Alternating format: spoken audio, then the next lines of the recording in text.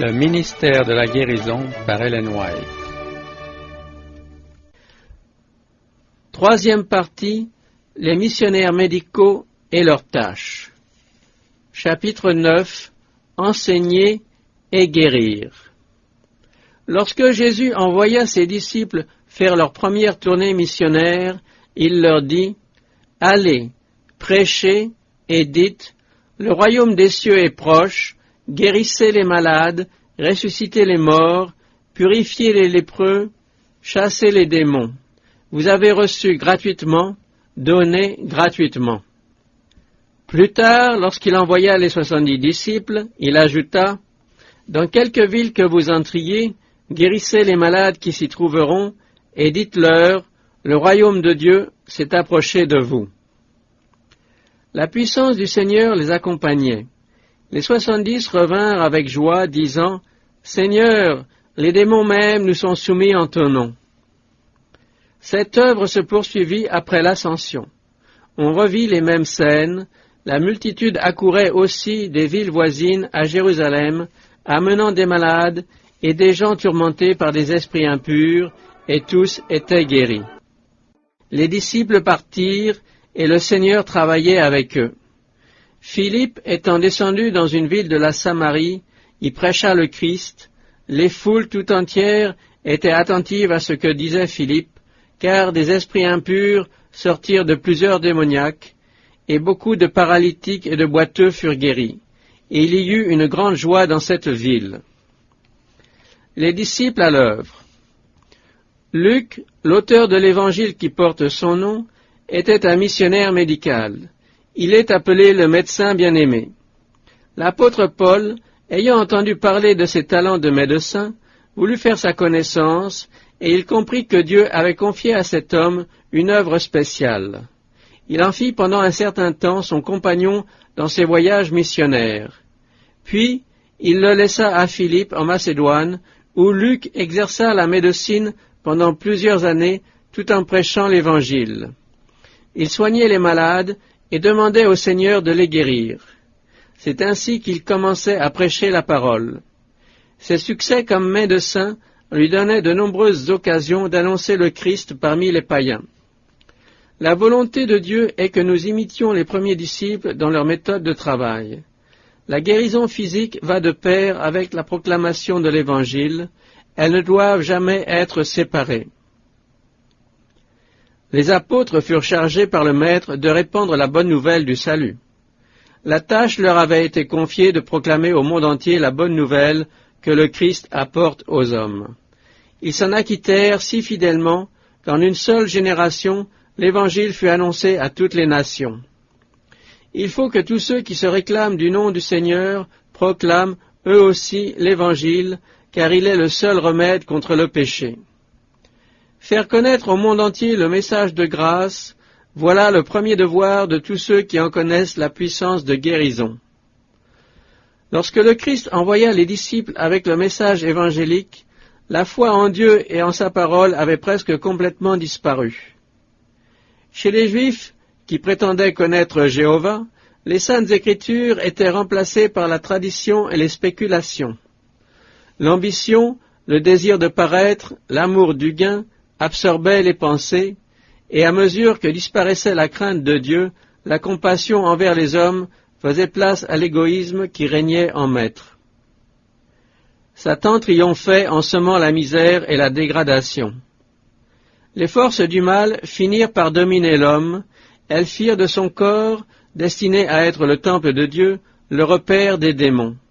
Ses sens, ses nerfs, tous ses organes furent influencés par une puissance surnaturelle, et les passions les plus viles s'emparèrent de lui, au point que son visage semblait reproduire l'expression des légions sataniques qui le possédaient. Quelle est aujourd'hui la condition du monde? La Bible est battue en brèche par la haute critique et les hypothèses scientifiques autant qu'elles l'étaient au temps du Christ par la tradition et le rabbinisme. L'avidité, l'ambition et l'amour du plaisir ont une emprise sur les cœurs aussi forte que jadis.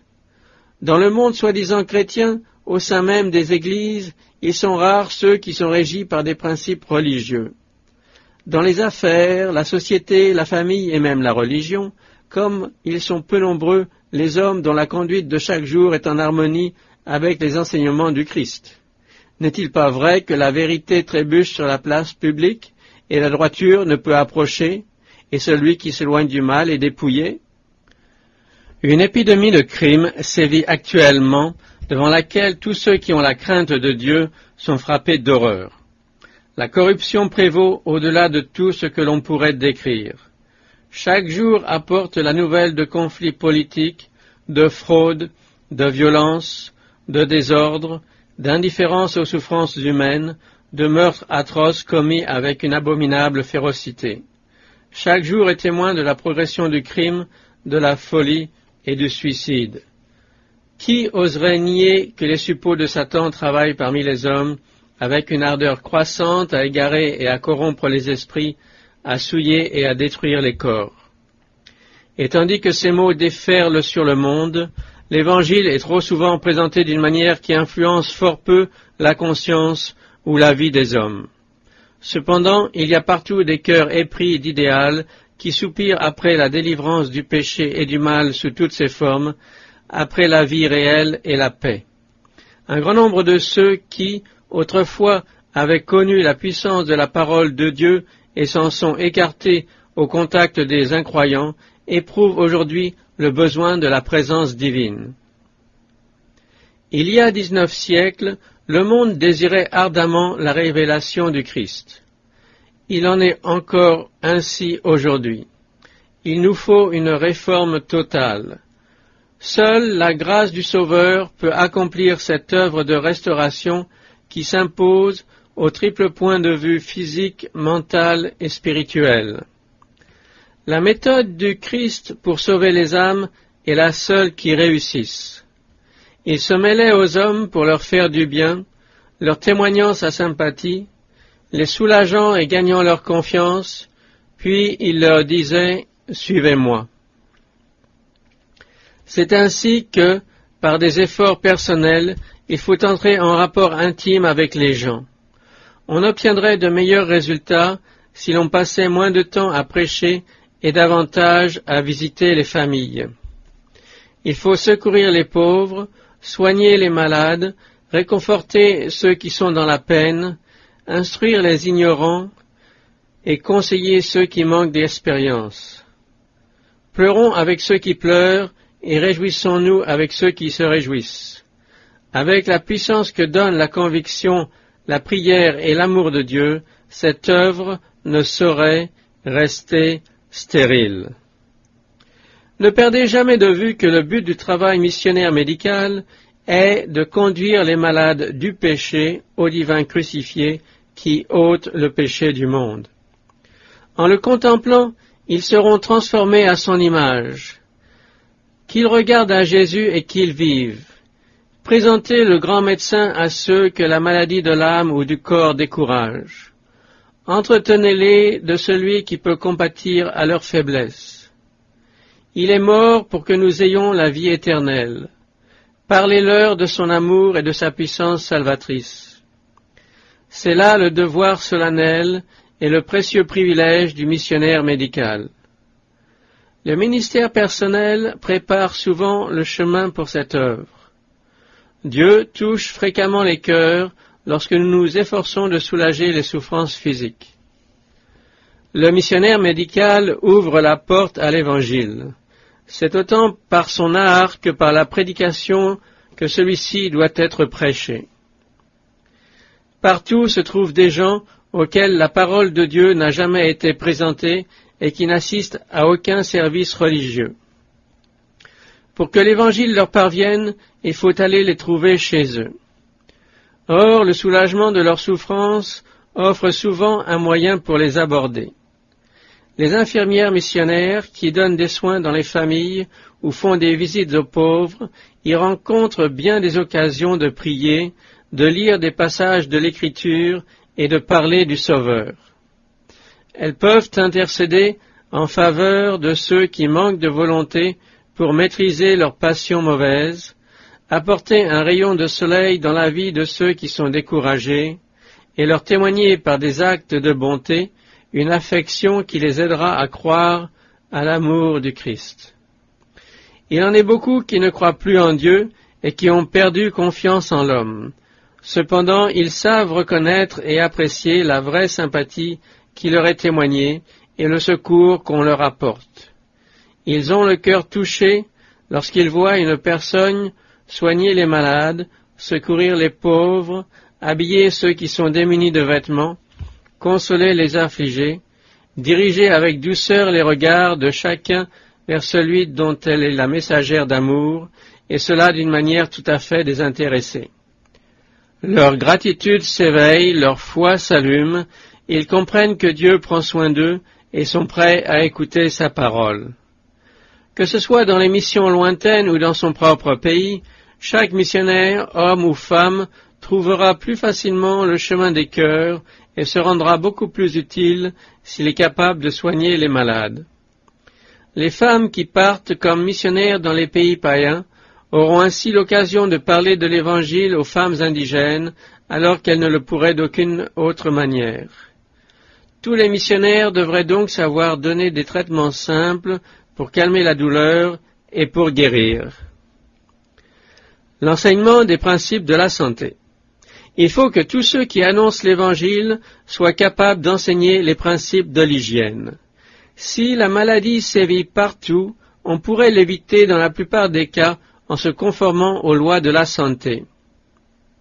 Faites comprendre aux gens l'heureuse influence de ces lois sur leur vie présente et sur leur vie future. Qu'ils sachent qu'ils devront rendre compte un jour de la manière dont ils auront traité leur corps, destiné à être la demeure de Dieu. Cette vérité de l'Écriture doit les inspirer. Nous sommes le temple du Dieu vivant. Comme Dieu l'a dit, j'habiterai et je marcherai au milieu d'eux, je serai leur Dieu et ils seront mon peuple. Des milliers de gens seraient heureux de connaître les moyens de soigner les malades sans médicaments toxiques. L'ignorance touchant la réforme sanitaire fait un mal incalculable. Les erreurs au point de vue diététique et l'emploi d'aliments nuisibles sont en grande partie la cause des misères et des crimes qui affligent le monde. En enseignant les principes de la santé, ne perdez pas de vue l'essentiel de la réforme, à savoir assurer le développement le plus élevé du corps, de l'âme et de l'esprit. Faites comprendre que les lois de la nature étant celles de Dieu, elles sont établies pour notre bien, que notre soumission à ces lois nous procure le bonheur ici-bas et nous prépare pour la vie à venir. Encouragez les gens à considérer les manifestations de l'amour et de la sagesse de Dieu dans la nature. Qu'ils étudient le corps humain, cet organisme merveilleux, ainsi que les lois qui le régissent. En voyant l'amour du Créateur et en percevant la sagesse et la valeur de ses lois, ils comprendront leurs devoirs d'une manière tout à fait différente.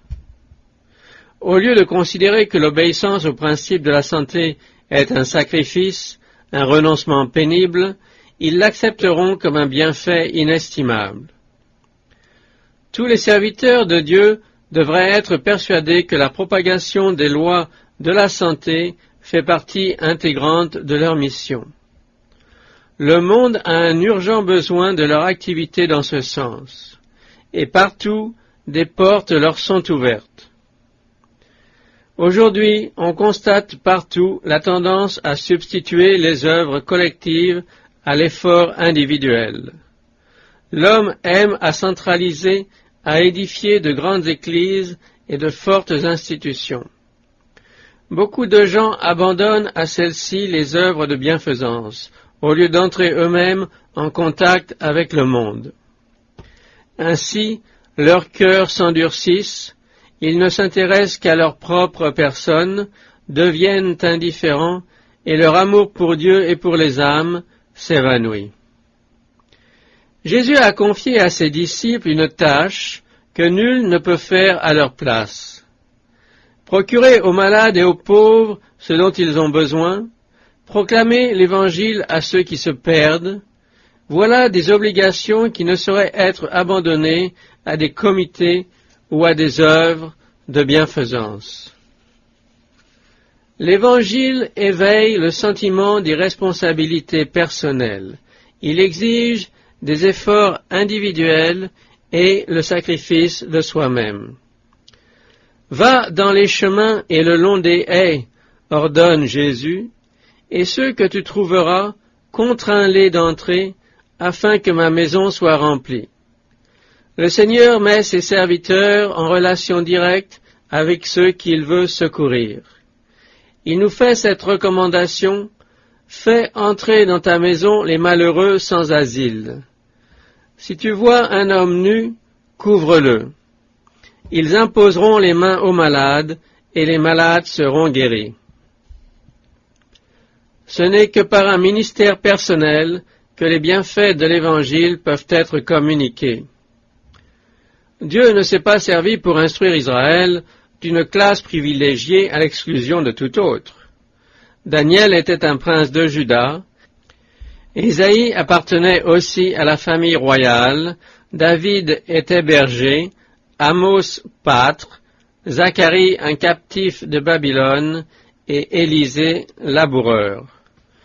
Pour le représenter, Dieu a donc choisi des prophètes, des princes, des nobles, des gens du peuple, et il leur a révélé les vérités qu'ils devaient transmettre au monde.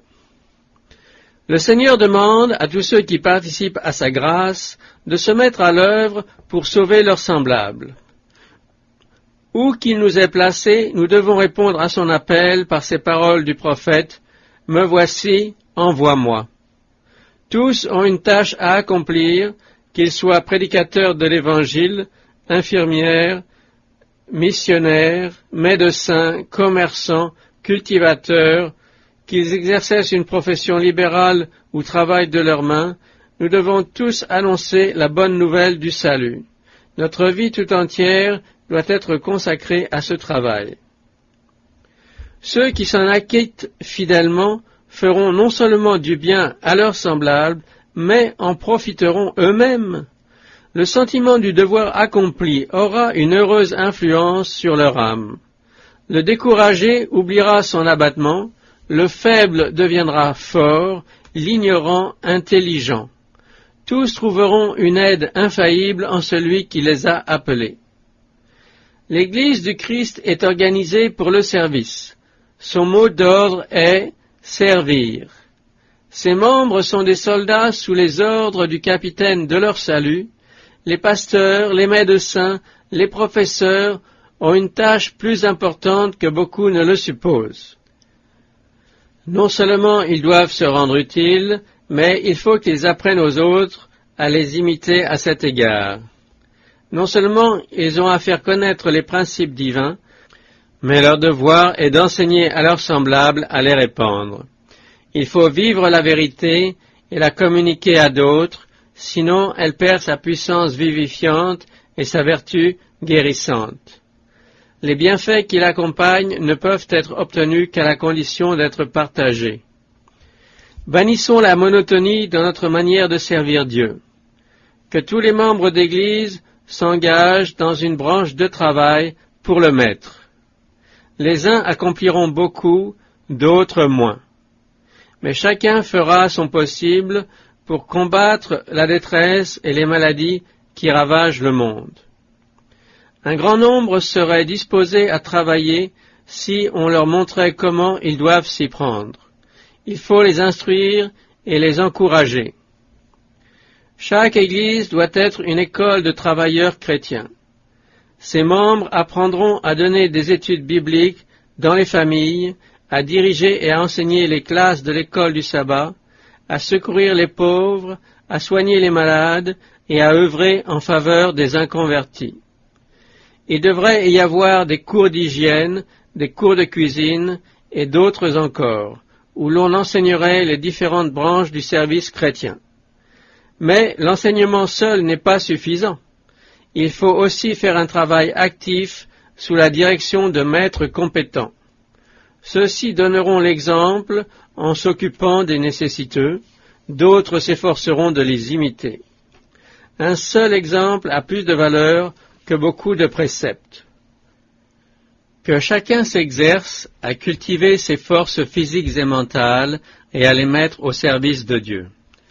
La même grâce qui descendit sur Paul et Apollos et fit ressortir leurs valeurs spirituelles sera accordée aujourd'hui aux missionnaires chrétiens désintéressés. Dieu veut que ses enfants possèdent l'intelligence et la connaissance afin de révéler sa gloire dans le monde avec clarté et puissance. Ceux qui se consacrent au service de Dieu peuvent, s'ils y sont préparés, travailler pour lui de différentes manières. Ils réussiront mieux que les gens qui n'ont aucune préparation. La discipline intellectuelle à laquelle ils se sont astreints leur donne un grand avantage. Mais les personnes qui n'ont ni grand talent, ni préparation sérieuse peuvent aussi faire quelque chose. Dieu accepte à son service tous ceux qui répondent à son appel. Ce ne sont pas toujours les mieux doués qui obtiennent les résultats les meilleurs et les plus durables. Il faut des hommes et des femmes qui aient entendu un message du ciel. Les ouvriers évangélistes qui ont le plus de succès sont ceux qui répondent à cette invitation « Prenez mon joug sur vous et recevez mes instructions ». Le monde a besoin de missionnaires qui aient une véritable vocation, d'hommes émus de compassion envers les pécheurs qui n'ont jamais connu l'amour du Christ. Envoyés de Dieu, inspirés par lui, ils se mettront au travail avec la collaboration des anges. Si ceux qui disposent de grands talents intellectuels les utilisent d'une manière égoïste, Dieu les mettra de côté après un certain temps, et il emploiera des hommes apparemment moins bien doués, mais moins confiants en eux-mêmes. Il les affermira et les aidera à accomplir ce qu'ils savent ne pouvoir faire par eux-mêmes. Le Seigneur acceptera leur service et comblera leurs lacunes. Le Seigneur a souvent choisi comme collaborateurs des hommes qui n'avaient qu'une instruction scolaire limitée. Ceux-ci ont cependant travaillé activement et intelligemment. Le Seigneur a récompensé leur fidélité à son service et étanché leur soif de connaissance. Il a vu leurs larmes et entendu leurs prières. De même que ses bénédictions descendaient sur les captifs de Babylone, il remplit aujourd'hui ses serviteurs de sagesse et de connaissance. Des hommes dépourvus d'instruction et appartenant aux classes humbles de la société ont parfois, par la grâce du Christ, gagné de nombreuses âmes au Sauveur. Le secret de leur succès était la confiance en Dieu. Ils recevaient chaque jour les instructions de celui qui est admirable en ses desseins et merveilleux dans les moyens qu'il emploie. Il faut encourager ces hommes. Le Seigneur les met en relation avec ses serviteurs plus doués pour combler leurs lacunes. Leur promptitude à discerner ce qui doit être entrepris, leur empressement à secourir ceux qui sont dans le besoin, leurs paroles aimables et leurs actes bienveillants ouvrent des portes qui, sans cela, seraient restées fermées. Lorsqu'ils s'approchent de ceux qui souffrent, l'influence de leurs paroles amène beaucoup d'hommes au Sauveur. Leur travail est la preuve de ce que des milliers d'autres pourraient faire s'ils le voulaient. Une vie plus utile. Rien n'éveille mieux le zèle missionnaire, rien n'élargit et ne fortifie davantage le caractère que la solitude envers le prochain. Beaucoup de soi-disant chrétiens ne songent qu'à eux-mêmes en demandant leur admission dans une église. Ils pensent aux relations agréables qu'ils vont se créer et aux soins du pasteur. Ils deviennent membres d'une église nombreuse et prospère et ne se soucient guère de leur prochain. Ils se privent ainsi des bénédictions les plus précieuses. Ils auraient tout à gagner en renonçant à leurs relations attrayantes et en se rendant là où leurs énergies pourraient être mises au service du Christ et où l'on pourrait leur confier des responsabilités. Les arbres qui croissent trop près les uns des autres ne se développent pas normalement. L'arboriculteur les transplante dans un terrain où ils auront plus d'espace. Il faudrait agir ainsi avec beaucoup de membres de nos grandes églises. Il faut qu'ils soient placés là où leurs énergies seront activement employées pour la cause du Christ. Ne se consacrant pas au service du prochain, ces membres s'étiolent au point de vue spirituel. Transplantés dans un champ missionnaire, ils deviendraient forts et vigoureux. Mais n'attendons pas l'appel des missions lointaines pour commencer à faire le bien. Où que ce soit, les portes du service de Dieu sont grandes ouvertes. Il y a du travail tout près de nous. Il y a partout des veuves et des orphelins, des malades et des mourants, des gens au cœur brisé, découragés, des ignorants, des isolés dont il faut s'occuper. Notre devoir le plus pressant est de nous dépenser en faveur des gens qui vivent dans notre entourage. Réfléchissez sur la manière dont vous pourrez le mieux éclairer ceux qui ne se sentent pas attirés vers les choses religieuses. Lorsque vous rendez visite à vos voisins et à vos amis, intéressez-vous à leurs besoins spirituels comme à leur bien-être matériel. Parlez-leur du Sauveur qui pardonne, invitez-les chez vous, lisez-leur la Bible et les ouvrages qui l'expliquent. Dites-leur de se joindre à vous pour chanter et pour prier. Jésus lui-même sera avec vous, ainsi qu'il l'a promis, et les cœurs seront touchés par sa grâce. Que les membres d'Église s'exercent dans cette œuvre. Elle est aussi importante que celle qui consiste à secourir ceux qui sont dans les ténèbres du paganisme. Tandis que quelques-uns se rendent au loin, les chrétiens qui restent chez eux doivent comprendre leur responsabilité envers les âmes qui les entourent et travailler avec autant de zèle à leur salut. S'ils le voulaient, bien des gens pourraient enrichir et embellir leur vie s'ils aimaient Jésus de tout leur cœur, de toute leur âme et de toute leur pensée et leurs prochains comme eux-mêmes. Ils auraient devant eux un vaste champ où ils pourraient exercer leur talent et leur influence. Les petites occasions. Ne négligez pas les petites occasions de faire le bien, sous prétexte de rechercher un travail plus important. Vos menus efforts peuvent réussir, tandis que vous pourriez échouer dans de grandes entreprises et vous décourager. C'est en faisant de votre mieux ce que vous trouvez à faire que vous développerez vos facultés en vue d'une œuvre plus importante. En prêtant peu d'attention aux petites occasions, beaucoup de chrétiens deviennent stériles et languissants. Ne comptez pas trop sur l'aide des hommes. Regardez plutôt au Sauveur qui, de la part de Dieu, porte nos peines, se charge de nos tristesses et subvient à tous nos besoins. Comptez sur les promesses divines et commencez là où vous trouverez quelque chose à faire. Puis, marchez de l'avant avec une foi inébranlable. C'est la foi en la présence du Christ qui communique la force et la constance. Travaillez avec dévouement, avec courage et persévérance. Dans les contrées où les conditions sont si difficiles et si décourageantes que beaucoup refusent de s'y rendre, des changements remarquables ont été opérés par les efforts de ceux qui étaient décidés à se sacrifier pour la cause de l'Évangile. Ils ont travaillé sans se lasser, en ne s'appuyant sur aucune force humaine, mais sur le Seigneur, et ils ont été soutenus par sa grâce. Le bien ainsi accompli ne sera jamais connu en ce monde, mais les résultats bénis en seront visibles dans l'au-delà.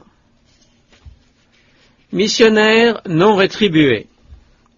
Dans de nombreux endroits, des missionnaires indépendants peuvent travailler avec succès.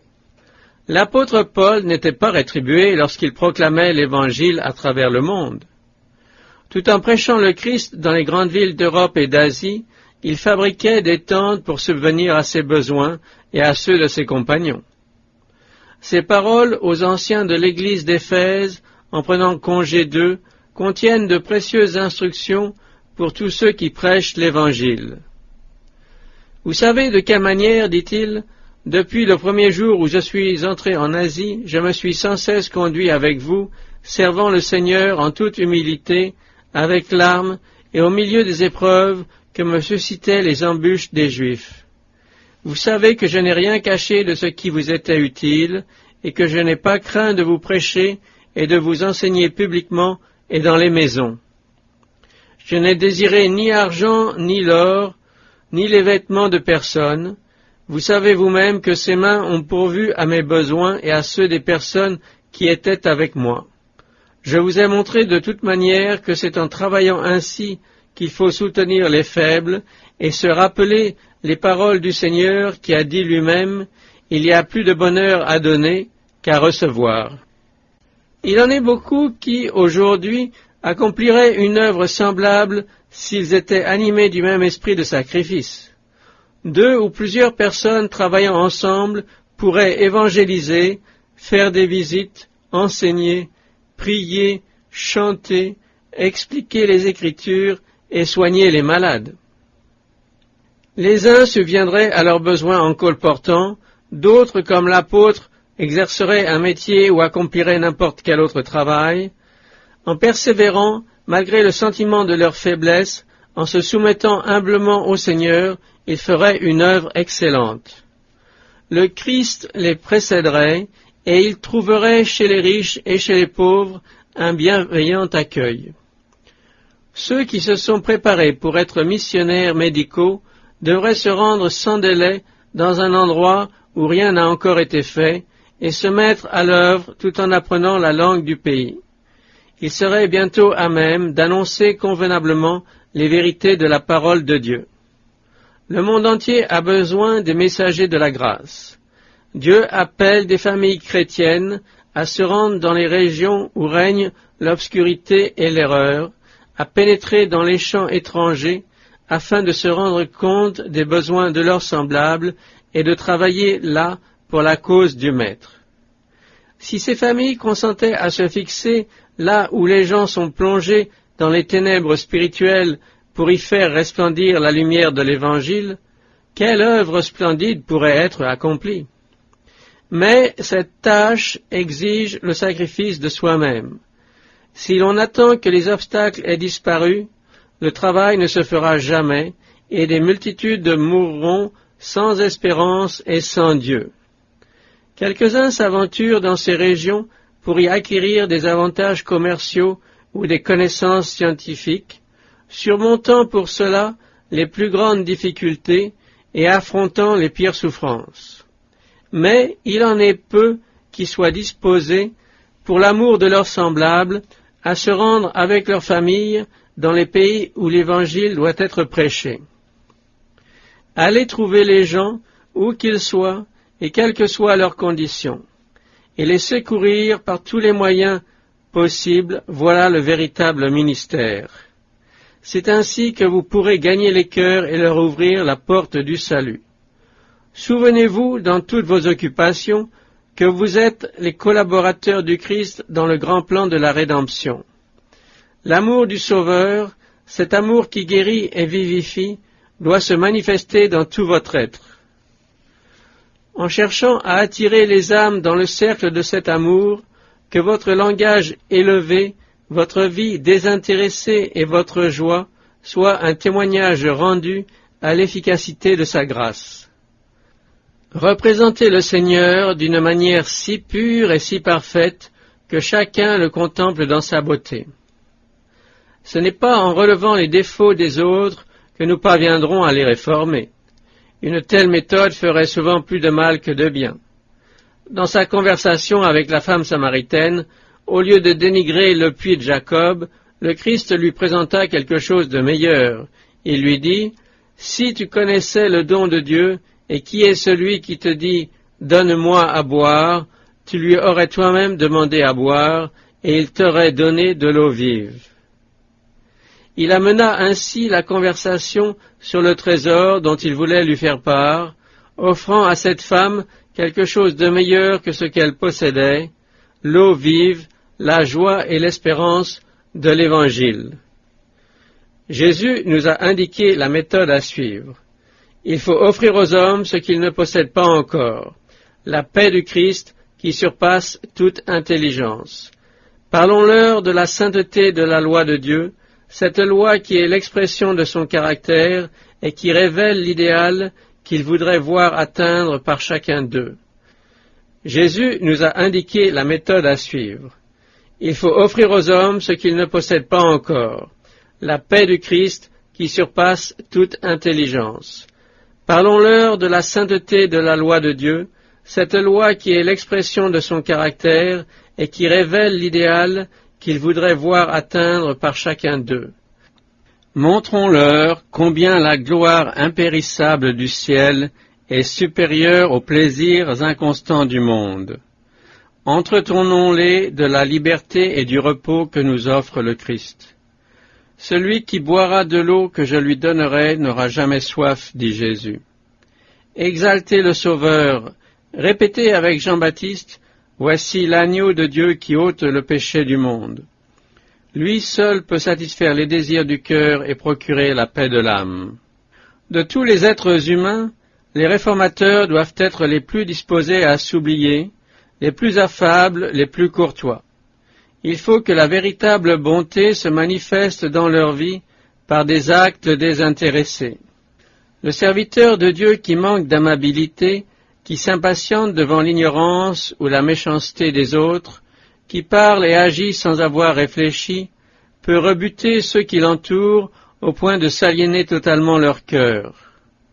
Nos paroles destinées à détourner les hommes de leurs erreurs doivent être empreintes de beaucoup de douceur, à la manière de la rosée matinale qui, après une période de sécheresse, tombe sur les plantes flétries et les ranime. Le dessein de Dieu est d'atteindre d'abord les cœurs.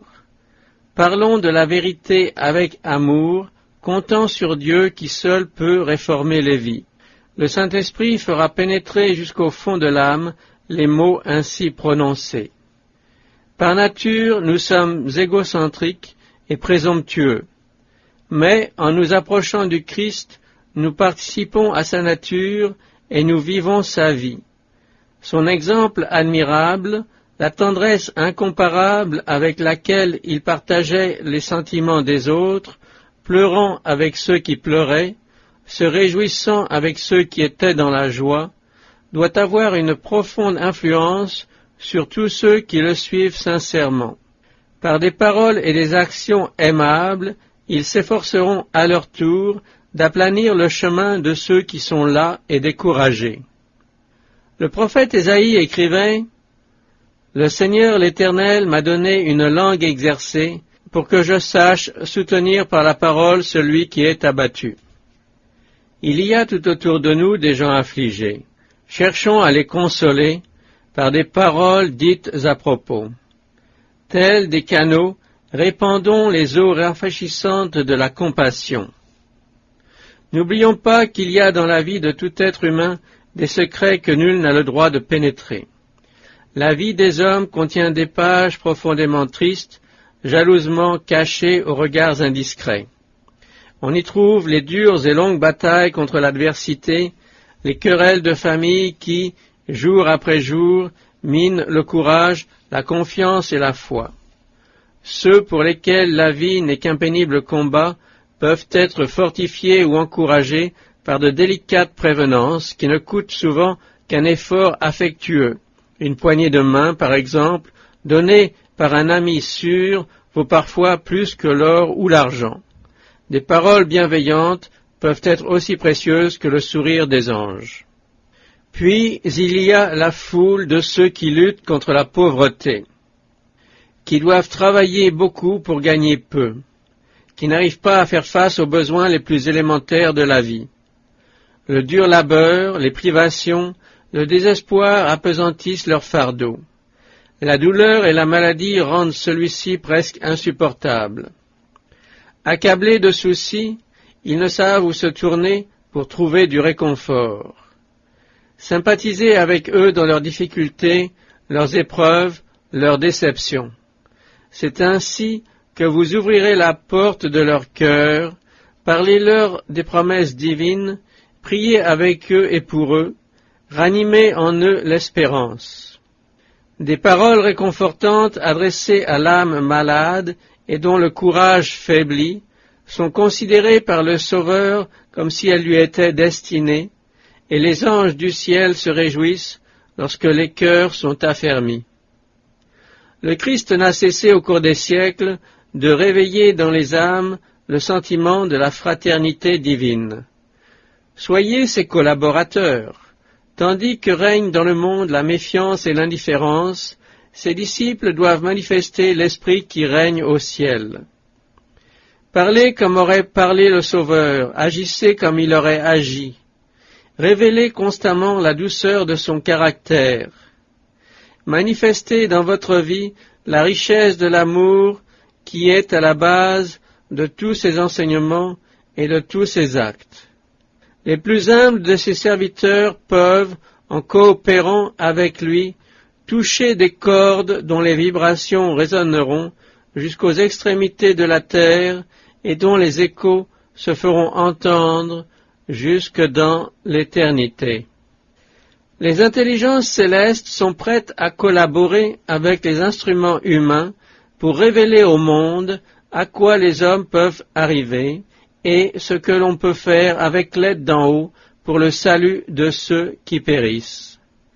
Il n'y a pas de limite à l'utilité de celui qui, s'oubliant lui-même, ouvre son cœur à l'action du Saint-Esprit et se consacre entièrement au Seigneur. Tous ceux qui offrent ainsi au service de Dieu leur corps, leur âme et leur esprit ne cesseront de recevoir de nouvelles forces physiques, mentales et spirituelles. Les ressources inépuisables du ciel sont à leur disposition. Le Sauveur leur communique le souffle de son esprit, la vie de sa vie. Le Saint-Esprit déploie ses plus hautes énergies pour agir dans les cœurs. Par la grâce qui nous est accordée, nous pouvons remporter des victoires qui paraissent impossibles à cause de nos opinions erronées, de nos préjugés, de nos défauts de caractère et de la petitesse de notre foi. À tous ceux qui se consacrent sans réserve à son service, le Seigneur donne le pouvoir d'obtenir des résultats illimités. Il accomplira de grandes choses par eux et pour eux. Il travaillera sur l'esprit des hommes, de manière que, dans ce monde déjà, l'on puisse voir s'accomplir les promesses concernant notre état futur dont parle le prophète Ésaïe. Le désert et le pays aride se réjouiront, la solitude s'égaiera et fleurira comme un narcisse. Elle se couvrira de fleurs et tressaillira de joie, avec chants d'allégresse et cris de triomphe. La gloire du Liban lui sera donnée, la magnificence du Carmel et de Saron. Ils verront la gloire de l'Éternel, la magnificence de notre Dieu. Fortifiez les mains languissantes et affermissez les genoux qui chancellent. Dites à ceux qui ont le cœur troublé, prenez courage, ne craignez point, voici votre Dieu. Alors s'ouvriront les yeux des aveugles, s'ouvriront les oreilles des sourds. Alors le boiteux sautera comme un cerf, et la langue du muet éclatera de joie. Car des eaux jailliront dans le désert, et des ruisseaux dans la solitude. Le mirage se changera en étang, et la terre desséchée en source d'eau. Il y aura là un chemin frayé, une route, qu'on appellera la voie sainte. Nul impur n'y passera, elle sera pour eux seule. Ceux qui la suivront, même les insensés, ne pourront s'égarer. Sur cette route, point de lion. Nulle bête féroce ne la prendra, nul ne s'y rencontrera, les délivrés y marcheront, les rachetés de l'Éternel retourneront, ils iront à Sion avec chant de triomphe, et une joie éternelle couronnera leur tête. L'allégresse et la joie s'approcheront, la douleur et les gémissements s'enfuiront.